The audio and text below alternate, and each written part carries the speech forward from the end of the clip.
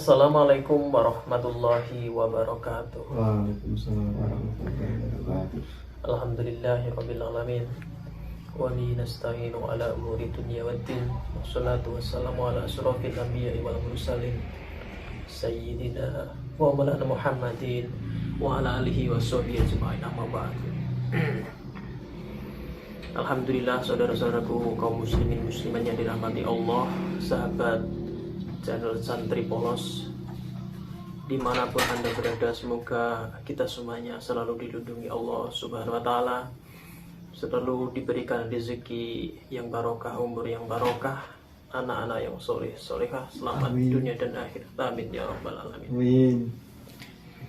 Saudara-saudaraku yang belum subscribe, silahkan subscribe, like, komen, dan share-nya. Oke, kali ini kita akan mendengarkan pengajian Gus Baha. Seperti biasanya, langsung saja kita dengarkan secara lebih detail. Ini, suatu saat ada garong ke rumah Anda, ingin membunuh Anda karena ingin mengambil harta Anda. Anda ingin ingat status mukminnya atau status garongnya. Terus kamu mau dibunuh, diam aja. Saya tidak mau membunuh orang mukmin atau membunuh orang muslim. Nah, kesulitan yang dialami Sayyidina Ali seperti itu. Orang-orang Khawarij cara berpikir, Ali ku geblek, wong mukmin kok pengen mateni wong mukmin. Muawiyah ya geblek pisan, wong mukmin kok pengen mateni orang. Padahal suasana sudah kacau. Ketika seorang penjahat mau membunuh yang punya rumah dan yang punya rumah ingin membunuh penjahat, itu namanya mukmin bentrok sama orang mukmin. Apa orang benar sahibul hak ingin mempertahankan haknya? Tidak, sampai saya tanya. Itu sahibul hak, yaitu yang punya rumah, ingin mempertahankan haknya. Meskipun dalam duel ini kadang terjadi pembunuhan. Nah, di sini ini ya, ulama ahli sunnah menyebut masalah istihadiyah. Kelompoknya Sayyidina Ali mempertahankan nyawanya meskipun dengan cara membunuh pasukan Muawiyah. Pasukan Muawiyah juga mempertahankan nyawanya meskipun harus membunuh pasukan Ali. Zaman itu susahnya istihad seperti itu. Tapi orang Khawarij cara berpikir enggak, ini biang keladi masalah itu Ali sama Muawiyah. Mereka malah rapat, ya sudah dua-duanya bunuh saja. Ya masyhur tuh, akhirnya Sayyidina Ali dibunuh oleh orang Khawarij. Makanya ini penting ya, pentingnya ngaji seperti ini. Jadi kamu harus dilatih berpikir nubuwah. Ya dilatih berpikir apa? Nubuwah, disebut al-ulama warasatul. Meskipun dengan cara yang ekstrim, tapi pikirannya saja, jangan perilakunya. Saya punya contoh sekian kasus, sekian tragedi. Misalnya begini, saya itu dulu punya teman, dia soleh, bisa baca Fathul Mu'in. Dia itu janggal, bilang sama saya, Gus, tidak biasanya Rasulullah itu agak-agak nyindir orang fakir. Ini kok ada hadis kadal fakru ayakuna kufur, bahwa kefakiran itu mendekati apa? Kekufuran. Dia itu aneh sekali. Biasanya tidak biasanya Rasulullah kritik seperti itu. Walhasil ini singkat cerita, anak ini ngalami satu trauma. Dia itu miskin. Gara-gara miskin gitu jadi buruhnya orang non muslim. Dan sering disuruh nganter majikannya itu ke tempat-tempat lokalisasi. Dia mulai mikir, ini gara-gara fakir saya harus nganter orang ke lokalisasi. Mulai ingat dia, sedekah Rasulullah, ini gara-gara fakir saya jadi pengantar orang ke lokalisasi. Suatu saat majikannya itu benar-benar bangkrut, malah tidak disuruh nganter, pokoknya carikan yang cantik bawa sini, pusing. Nah, dia akhirnya walhasil lari terus keluar, terus dia cerita betapa ekstrimnya fakir, sehingga gara-gara fakir saya harus jadi penolong orang yang mau apa mak. Anda boleh berpikir ekstrim, tapi ekstrim dalam melawan kemungkaran itu tadi. Saya nggak boleh jadi fakir, tapi takutnya fakir yang nanti jadi alat kemak. Imam Ghazali juga punya contoh seperti itu. Imam Ghazali pernah marah besar ketika tren di Baghdad itu orang belajar fikih semua. Hatta la yakuna thamma tabibun illa min ahli dhimmah, kata beliau. Sampai di Baghdad itu tidak ada dokter kecuali orang kafir dhimmah. Akhirnya kalau ada ulama sakit, saya masih ingat pas kecil, kalau ada ulama sakit itu tidak boleh dibawa ke rumah sakit, takutnya ketemu dokter muslim non muslim malah disuntik langsung apa? Mati. Akhirnya ulama saat itu berfatwa, orang Islam harus ada yang jadi dokter. Banyaklah gus-gus yang sekolah ke dokter. Yang masyhur ya seperti Sahal bin Abdul Fattah. Itu dulu putranya Ki Fatah yang menolong Pak Mahfud saat sembunyi. Saking idolakannya Basal, anaknya dinamakan Sahal, tapi dia jadi dokter spesialis bedah.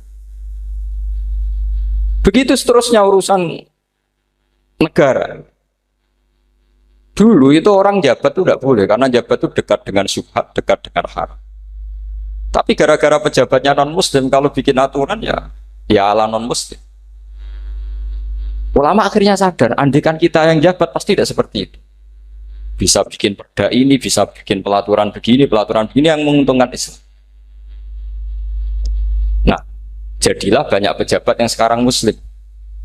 Tempat-tempat maksiat di obrak-abrik sama Satpol PP macam-macam. Kita untung. Tapi kalau orang-orang Khawarij pikirannya pokoknya pejabat itu dekat dengan haram, dekat dengan syubhat. Padahal dengan kita jabat bisa bikin perda atau apa yang menguntungkan Islam. Kemudian menjadi masalah baru secara fikih. Ini adik-adik dengerin biar kulino senam fikih. Kalau caleg soleh, misalnya Mas Nadif nyalek, ini tadi tak guyoni, mau jadi bupati ndak, kalau ya mau saya dukung. Jadi misalnya gini ya, Zaid sama Bakar, misalnya Bakar itu orang soleh, mau jadi calon lurah. Dia tahu kalau dia lurahnya kampung lebih baik. Kalau yang jadi ini Zaid, itu kampung itu rusak, karena dia suka dugem, suka macam-macam.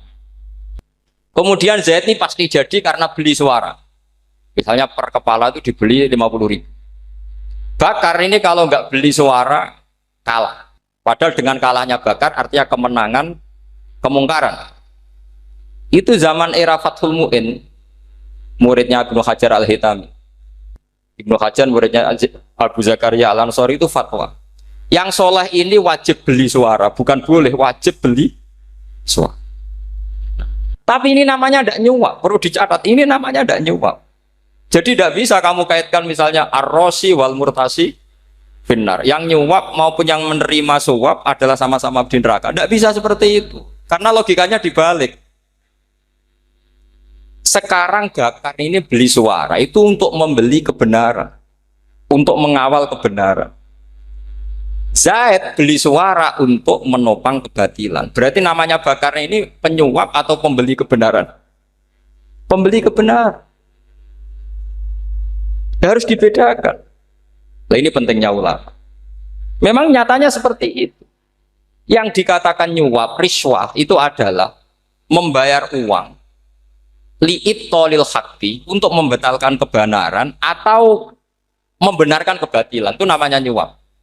Tapi kalau mengeluarkan uang untuk menghakkan barang hak dan membatalkan barang batil, itu namanya uang perjuangan. Nah ini pentingnya mikir. Jadi ulama itu mulai dulu sudah kreatif. Nah sekarang sudah banyak orang-orang khusyuk yang biasa di masjid khusyuk. Kalau ditanya zaman akhir rusak kabeh, wong soleh-soleh wis nyuap. Kalau orang soleh ini tidak nyuap ya tidak jadi. Kalau nggak jadi mereka nggak ada yang jadi DPR, nggak ada partai Islam, habis malah Indonesia. Saya itu punya kenalan banyak pakar-pakar di Jakarta, itu cerita saya Pak Bahar. Indonesia itu solusinya gampang. Kita ini punya Bali, punya Batam. Itu kalau Bali dimakaukan, Batam dikayakan Hollywood. Amerika kaya itu bukan karena hebat. Pornografi dijual, tinju di Nevada itu dijual, di Las Vegas dijual, apa saja dijual. Kalau tidak kaya itu gimana? Sementara Indonesia mau aur-auran gitu sukan partai Islam. Sebenarnya Indonesia gampang, kalau ingin kaya Bali itu dikayakan Hollywood atau dikalahkan Makau jadi kota judi. Batam dijadikan kaya Las Vegas. Itu transaksinya pasti triliunan. Orang kamane wong wudo dijual, judi dijual, orang tinju dijual. Tapi gara-gara ada partai Islam, nyari rumus solusi ekonomi itu yang tidak seperti itu. Akhirnya kangelan. Akhirnya rapat isu. Tapi barokah tetap barokah partai apa? Yang menangnya caleg-calegnya rata-rata ya beli. Kalau tidak beli habis. Saya bukan menghalalkan nyuap, enggak. Kalau nyuap tetap haram ila yaumil qiyamah. Tapi kalau suratul masalah seperti ini kamu mengatakan suap itu beda. Ini suratul masalah yang tidak ada kaitannya dengan asal lawannya batil, kecuali lawannya sama-sama hak. Dua calon di kampung itu soleh sama soleh. Ini yang soleh bayar nggak boleh karena siapapun yang jadi soleh itu nggak boleh. Makanya kalau cari musuh yang dolim biar halal ya. Sekarang ya seperti itu. Kamu biasa heroik, biasa ngasih kiai kamu, ngasih hadiah kamu, biasa ngasih ibu kamu uang. Ternyata ibu kamu setelah kamu kasih uang, dikasihkan adik kamu atau kakak kamu yang nggak pernah kerja, terus kamu marah-marah, ini tidak adil. Saya yang memberi nggak dikasih, ini yang nggak kerja dikasih terus. Loh, kamu biasa jadi pahlawan kok turun kelas menjadi apa? Pasien. Kamu milih jadi pahlawan apa pasien? Pahlawan. Jadi sebetulnya faham-faham ekstremis ini dari kegoblokan. Dari kegoblokan berpikir nubuwah sehingga tidak punya rasa ibadah. Nah ini yang menjadi orang-orang ekstrim.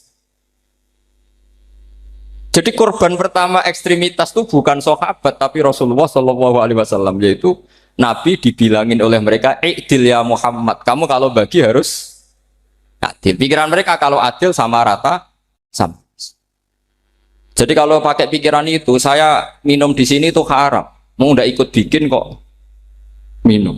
Enak tamu, toko-toko mangan, sing masak kangelan urung. Itu jajan bareng. Itu sama seperti kasusnya Bahram Al-Majusi. Dia itu seorang raja kaya, punya anak cantik. Dipikir-pikir, anakku ayu dirabi nang liya rugi, sing gedhekno aku sing rumah aku dirabi wong liya. Maka dia berpikir mau dinikahi sendiri. Karena tadi melihat Mas Nadif ya orang Kenya tadi, apa Nigeria. Malah gak layak itu maksudnya orang. Ini Mas Nadif ini termasuk harus mendukung gerakan tidak ekstrim. Nyawanya masih itu karena barokahnya beliau agak-agak gitu. Tapi nggak sampai liberal ya, agak-agak pokoknya itu. Karena ketika ada gerakan ekstrim di Mesir, itu termasuk dia DPO. Ternyata setelah ada intelijen, beliau pas buka itu nggak makan dulu tapi rokok dulu. Wah ini mesti orang sekuler, tidak ekstrim. Akhirnya nyawanya sampai sekarang itu barokahnya rokok pas iftar itu pas. Nah tanya ini masih hidup, ya Mas? Ya pernah sepuh sama saya. Jadi pikiran-pikirannya Bahram itu seperti itu. Walhasil akhirnya Bahram itu menikahi anaknya sendiri. Masyhur itu dalam cerita. Jadi ceritanya itu ada seorang wali tidur di Masjid Haram sama Rasulullah, ditemuin gitu. Terus kata Rasulullah, salam saya untuk Bahram Al-Majusi. Ternyata dicari-cari nggak ada Bahram lain kecuali Bahram yang berdua, bahkan anaknya sendiri mau dinikahi. Ya cara berpikir karena seperti itu. Kalau kita berbuat banyak harus dapat.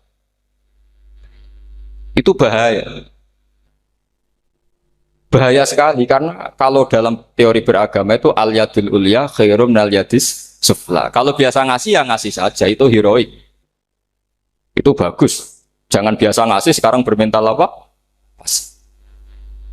Makanya saya itu kalau ngajar di pondok yang dulu pernah saya belajar di situ atau yang pernah sepuh itu, dikasih itu bingung. Karena saya ya masih waras itu. Jadi kalau dikasih itu bingung. Tapi banyak juga guru-guru yang dulu ngaji lama setelah ngajar di pondok alma maternya nuntut. Itu saya tidak tahu itu. Itu sudah ada agak-agak kayak itu tadi. Walhasil si Bahram tadi itu, ini cerita harus saya teruskan karena nggak boleh diputus.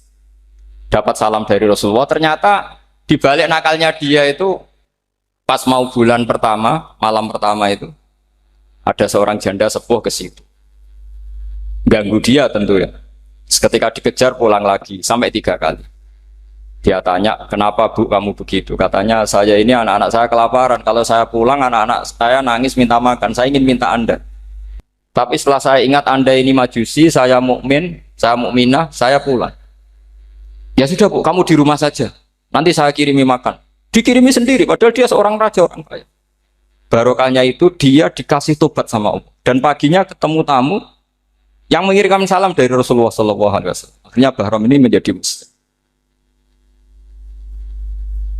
Tapi intinya berpikir seperti tadi itu salah, bahwa kalau saya jasa banyak harus mendapat apa? Ini cara berpikir orang-orang Khawarij. Iya, saya pernah ditanya seorang dosen, Gus, saya ini kalau baca sejarah perang Badar atau perang Uhud, yang saya tidak nerima itu satu.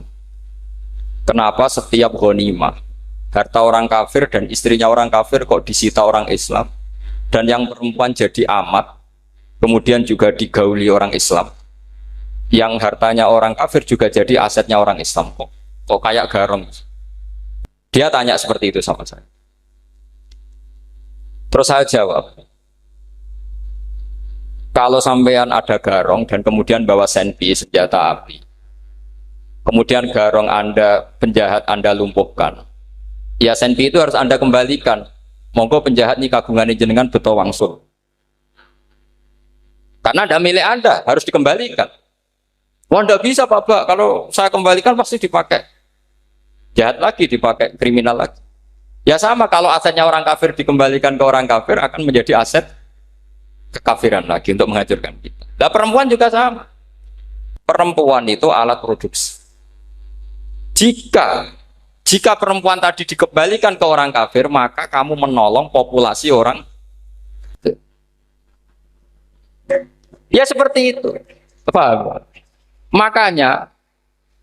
Makanya disita dalam perang loh ya, tapi dalam perang yang legal. Nah itulah kenapa amat halal. Makanya di Quran itu illa ala azwajihim aw ma malakat ayman. Paling enggak itu masih ada ulama atau pemikir atau ustadz siapa saja yang bisa memahami logika apa? Nanti kalau ulama ini sudah meninggal, orang akan mencibir Islam dengan cara mengatakan Islam itu jahat, yaitu menyita hartanya orang kafir dan istrinya orang kafir setiap kali terjadi perang. Karena pemikiran ini pasti sama-sama kutubnya, sama-sama ekstrim. Nah ini penting saya katakan. Makanya masyhur itu perdebatan Sayyidina Ali dan Muawiyah. Ini saya kutip sedikit. Ini ya sama-sama berpikir ekstrim, tapi ekstrim yang baik. Walhasil dalam satu kerja bakti di Masjid Kuba, itu ada sahabat namanya Ammar. Ini di depan umum, ini penting. Kalau dalam ilmu hadis di depan umum ini penting karena nanti menjadi mutawatir. Beda dengan hadis yang Nabi ngendikan sama 1-2 sahabat, namanya hadis ahadi. Di depan umum Nabi guyon gini sama Ammar, ya Ammar waihak taktuluka alfiatul baghiyah. Ammar, kamu ini nasib kamu itu agak sial. Karena nanti yang membunuh kamu itu kelompok yang tidak benar. Alfiatul baghiyah itu kelompok yang tidak benar. Itu disaksikan sekian sahabat. Walhasil suatu saat Ammar ini ikut perang dan ikut pasukannya Ali dan terbunuh oleh pasukannya Muawiyah. Seneng Ali. Walhasil Ammar ditemui sama ya Muawiyah. Al-ana dhuhara bi anna fi'ati haqqun wa fi'ataka baghiyah. Sekarang kelihatan siapa yang benar. Saya yang benar, kamu yang salah. Kenapa? Karena Ammar kelompokku dan terbunuh oleh kelompok kamu. Padahal kata Rasulullah yang membunuh Ammar adalah kelompok yang salah. Muawiyah pintar sekali, dia jawabnya gini, laula kama kutila Ammar. Ammar terbunuh karena bela-belain kamu. Kalau kamu tidak nyuruh dia perang juga nggak terbunuh kan. Jadi kamu ikut andil terbunuhnya siapa? Ammar. Tapi apa kata Sayyidina Ali? Idzan qatala Rasulullah Hamzah. Kalau teori itu Anda pakai, Rasulullah pun membunuh Hamzah. Sekarang Hamzah perang karena suruhan siapa? Rasulullah. Yang membunuh Hamzah siapa? Wahsy. Kalau teori itu Anda pakai, berarti Rasulullah pun membunuh Hamzah. Terus fasa kata Muawiyah, terus Muawiyah diam. Jadi fikih pun tuh diputuskan lewat pikiran ekstrim. Tapi bukan ekstrim yang merugikan orang lain. Ya, kalau merugikan orang lain namanya sudah la dororo wa la dirar, dia menyalahi aturan ini. Makanya saya pernah ngaji di sini dulu ketika tahun kemarin. Fikih-fikih Islam itu punya rumus, itu ya gara-gara pikiran ekstrim sebetulnya. Saya pernah nyontohkan adalah orang tuh kalau sholat jenazah itu mayitnya di depan. Itu ulama fikih tidak ada yang punya alasan. Mau hanya bilang gini, hakadha wajadna salafan wa khalafan. Mulai dulu kalau nyolati mayit ya jenazahnya di depan. Ya hanya gitu saja, tidak punya alasan. Makanya ulama lain mengatakan tidak apa-apa jenazah di belakang, yang sholat di depan. Kenapa? Fa innaha laysat bimanzilatil imam. Memangnya jenazah imam kok harus di depan? Itu ya tidak ada yang bisa bantah. Bagaimana mungkin harus di depan? Oh, enggak imam kok harus. Yang harus di depan itu imam. Jenazah itu imam apa enggak? Enggak. Terus alasan kedua sholat gaib. Kalau ada orang mati di Surabaya, Mas Nadib di sini, sholat gaib boleh enggak? Boleh. Jenazahnya di depan apa belakang? Belakang. Di belakang kan? Berarti harus enggak jenazah di depan? Ya dia mau ngakeh yang jelas kalau itu. Lah ini contoh-contoh kecil. Nah orang Khawarij itu orang yang paling tidak mau menerima otak-atik seperti itu. Akhirnya jadi goblok bareng tadi. Ya makanya Rasulullah pun jadi korbannya Khawarij. Muhammad kamu harus adil. Karena pikiran mereka adil itu yang memberi banyak ya dapat banyak. Kalau pikiran nubuah tidak seperti itu. Kalau yang biasa memberi, biasa heroik, biasa baik ya biar tetap biasa memberi. Jangan dilatih jadi apa? Fasih. Ini mungkin adik-adik juga agak keberatan, tapi harus dilatih. Makanya saya itu jadi kiai itu ya mulai kecil anaknya kiai, butuh kiai. Saya itu ya mulang tuh senang. Saya tidak pernah terlintas dikasih santri atau dihormati ya enggak. Mungkin sampai mati agak terlintas. Ya pikiran saya sederhana. Biasa mulang pahlawan malah sekarang pasen itu malah kayak cemen, kayak turun kelas gitu. Jadi saya terus ya enggak kepikiran sama sekali. Loh kalau saya minta sama Allah karena itu atasan saya. Makanya ada ulama yang ekstrim gini, ini kisah nyata. Ada ulama alim datang ke seorang raja. Rajanya ini soleh padahal. Ternyata pas raja itu berdoa, ya Allah saya kasih ini, kasih ini. Padahal ulama tadi itu mau mengajukan proposal. Mau minta apa gitu. Terus dia pulang ketika ditanya, Pak Kiai kenapa pulang? Ternyata raja itu minta zat yang sama yang saya mintai. Kalau raja saja masih minta, ngapain saya minta raja? Saya akan minta zat yang dimintai raja. Terus pulang dia. Oh, itu ya pikiran ekstrim, tapi bagus ekstrimnya. Saya akan minta zat yang dimintai raja. Kalau sampean kan enggak, uteke saya les, sholat dinteni, tetap jalo. Oh, orang mikir seperti itu. Mang salah didik, salah itu tadi. Nah, ini harus dilatih. Masyhur itu ketika Nabi pas Fathu Makkah itu orang-orang Ansor ngomentari Nabi gini ketika Nabi sangat happy di Mekah, sangat enjoy di Mekah, kata orang-orang Ansor, amar rojul fa'adroka durok fatun fi ahli wa ulfatun fi asyiroti. Namanya orang pasti happy kalau di kampung halaman. Jangan-jangan Rasulullah itu nanti hidup di Mekah lagi karena Mekah sudah dikuasai orang Islam. Beliau pasti kangen sama keluarga, sama Mekah. Tapi ya sama, ketika Rasulullah mulai ngasih itu, orang-orang Quraisy dikasih banyak, orang Ansor juga pikirannya seperti itu. Baru orang Ansor dilatih pikiran nubuwah, yaitu tadi. Mereka itu dapat kambing, dapat sapi, terus pulang. Kamu mendapat saya, milih mana? Milih Rasulullah Shallallahu Alaihi Wasallam. Sekarang kamu saya balik. Kamu punya kiai, kamu bisa memberi hadiah, memberi beliau. Suatu saat kiai Anda ini kaya raya, terus sering ngasih orang-orang yang nggak pernah berjasa. Kamu nggak pernah dikasih. Itu kalau pakai pikiran Khawarij, kiai ini salah karena ngasih orang yang tidak berjasa. Tapi kalau kamu pakai pikiran nubuah, enggak. Alhamdulillah saya tetap istiqomah memberi kiai itu. Dan alhamdulillah nggak dibales. Semoga balasannya di akhir. Ya sudah seperti itu. Kalau pakai pikiran gengsi tadi seperti itu. Masa biasa memberi sekarang posisi diberi, saya rak turun kelas. Jadi sebetulnya pikiran ekstrim itu boleh, tapi untuk yang seperti ini bukan ekstrim yang tadi.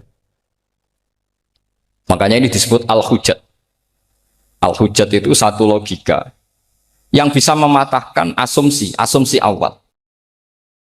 Ini saya harap santri-santri matolek putra maupun putri berpikir seperti ini. Sehingga sama. Jadi misalnya sekarang dibalik. Kalau ada orang NTT yang masih non-muslim, itu orang kafir yang harus dibunuh atau orang kafir yang harus didakwai. Mesti pikirannya itu, kalau Nabi itu ya semua yang didakwai Nabi dulu orang kafir. Nah, ketika Nabi di Mekah itu pertama ketemu orang kafir itu dibunuh atau didakwai? Didakwai. Ya berarti pilihan sekarang ya didakwai bukan dibunuh. Nah soal perang itu perang itu beda dengan membunuh. Ada janjinya, ada macam-macamnya, terus nggak ada solusi itu baru ada apa? Jadi kalau sudah dibalik-balik gitu, makanya kata ulama-ulama, Khawarij itu pasti salah. Pasti salahnya adalah kalau orang tidak benar ya dibenarkan bukan dibunuh. Kalau setiap orang kafir dibunuh, Nabi kapan jadi nabinya? Karena orang kafir habis. Jadi metode bil hikmati ada, metode hasanah ada, karena orang kafirnya sudah apa? Mati. Pertanyaan kedua, kalau Nabi harus ekstrim ngapain? Yang ngawal Jibril, halnya Israel lebih efektif. Jadi kalau sama-sama ingin ekstrim, Nabi itu nggak usah dikawal Jibril, kan enggak efektif kan? Harusnya yang ngawal itu siapa? Israel. Kan nggak repot. Nah, jadi saya mohon ini saya cerita. Jadi korban pikiran ekstrim itu bukan siapa-siapa. Pertama itu Rasulullah. Akhirnya Rasulullah menjelaskan, ya beginilah cara berpikir. Jadi saya kira demikian. Nanti mungkin kalau ada tanya-tanya, ada pertanyaan. Yang jelas kalau seputar ekstremitas itu bisa latihan. Ya sebenarnya bisa latihan di fikih. Karena fikih ini cerminan dari pikiran ulama. Ya, cerminan dari pikiran apa ulama yang tidak tekstual. Ya, seperti gini ya. Tasaddaqa Rasulullah so'an min tamrin au so'an min aqidin. Ketika zakat fitrah itu Rasulullah mengeluarkan satu sok tamr. Tamr itu kurma. Kalau menurut tekstual berarti zakat fitrah harus pakai kurma. Tapi semua ulama sedunia mengatakan putih ahlil balad. Hanya dalam konteks Indonesia ya pakai apa? Beras. Berarti kata tamr diganti kut. Diganti apa? Kut. Jadi orang itu jangan diajak goblok bareng. Masa Nabi ngendikan tamr harus apa? Makanya saya pernah debat. Pak Nabi itu cingkrang. Kenapa orang-orang itu rata-rata tidak cingkrang? Saya bilang, Nabi itu hidupnya di Mekah. Kenapa Anda hidup di Indonesia? Iya, Nabi itu hidupnya di Mekah. Terus saya tanya lagi, Nabi itu hafal Quran, kamu udah hafal? Saya hafal Quran. Kalau cingkrang gampang, karek ngetok kata saya. Ya, kalau ada sunnah Rasul, Nabi hafal Quran, enggak? Hafal kan? Berarti kalau ikut sunnah Rasul, hafal Quran. Jangan cingkrak tok, ya hafal apa?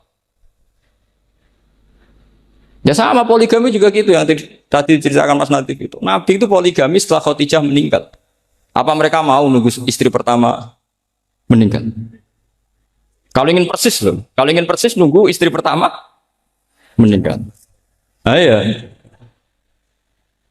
Enggak mau juga kan? Ya biasa saja lah. Pokoknya yang dihalalkan syariat ya kita bilang halal, yang diharamkan kita bilang apa? Enggak usah sok isi sunnah Rasul. Saya punya banyak cerita. Abu Bakar itu dulu sering menghindari sunnah Rasul. Dulu Rasulullah itu kalau ada orang minta ya dikasih. Ketika Abu Bakar bikin Baitul Mal. Ketika ditanya ini zaman Rasulullah tidak ada. Kata Abu Bakar, huwa Rasulullah. Beliau itu Rasulullah. Mau nggak di-manage ya negara tertib.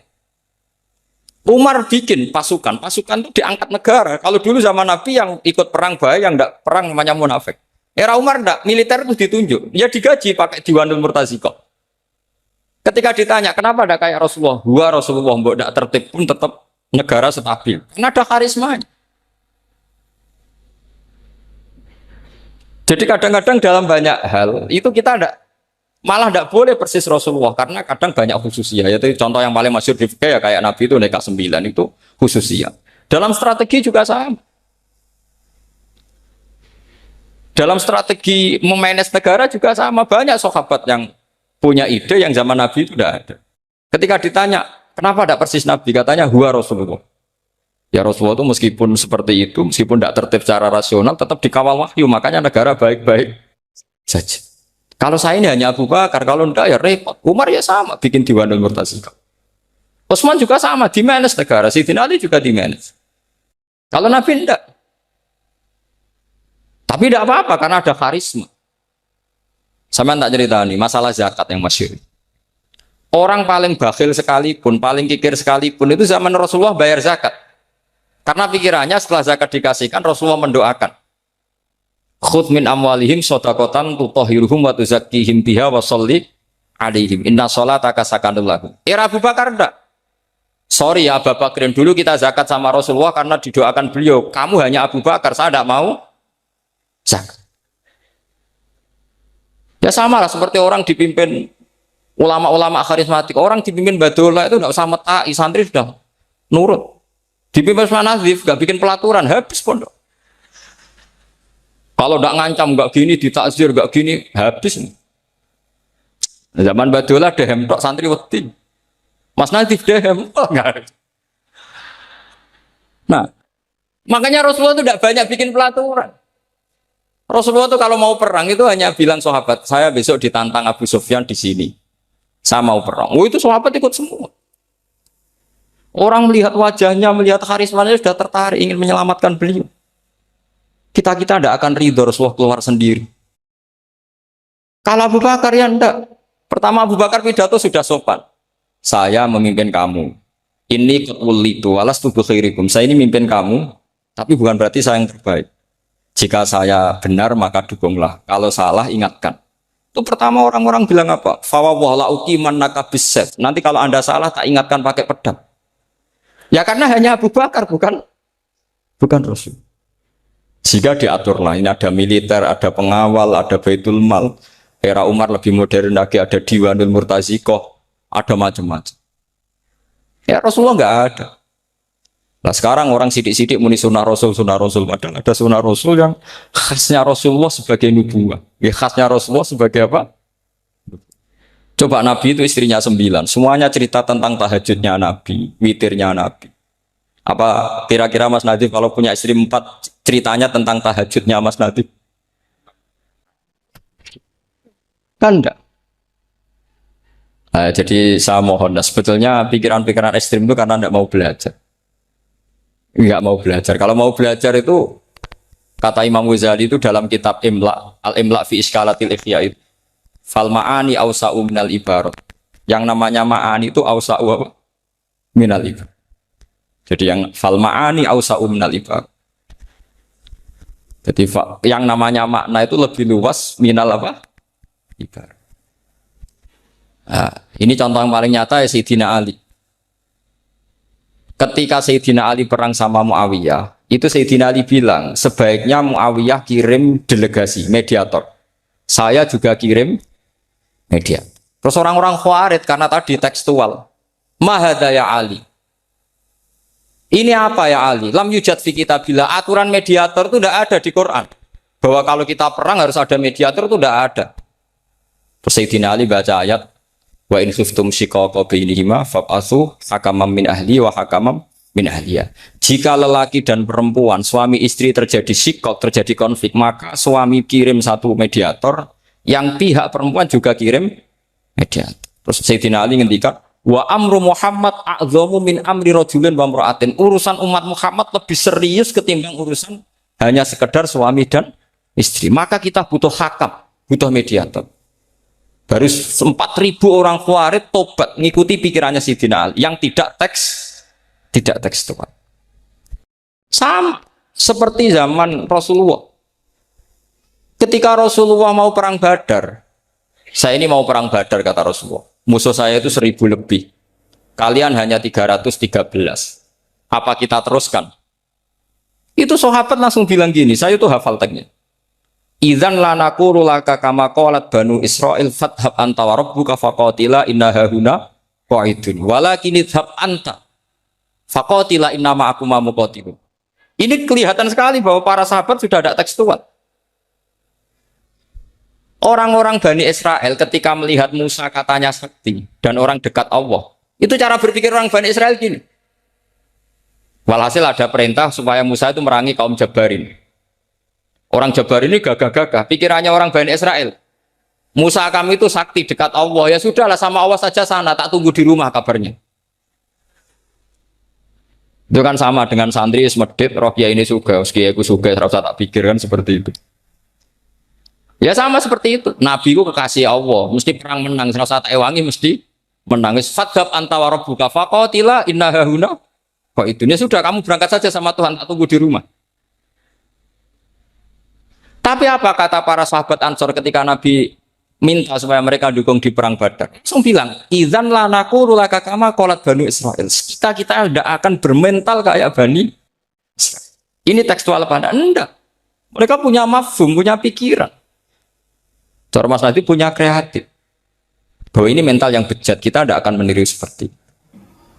Syukur Alhamdulillah kita baru saja menyimak pengajian dari Gus Baha Semoga ilmu yang kita dapat kali ini benar-benar bermanfaat buat diri kita, anak-anak cucu kita, dan juga buat saudara-saudara kita yang seiman.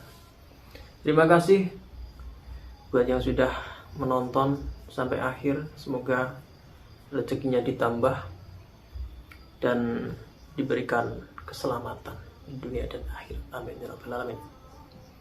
Apabila ada kesalahan dari saya, tutur kata yang kurang berkenan, mohon maaf yang sebesar-besarnya. Terima kasih. Ihdinas siratal mustaqim.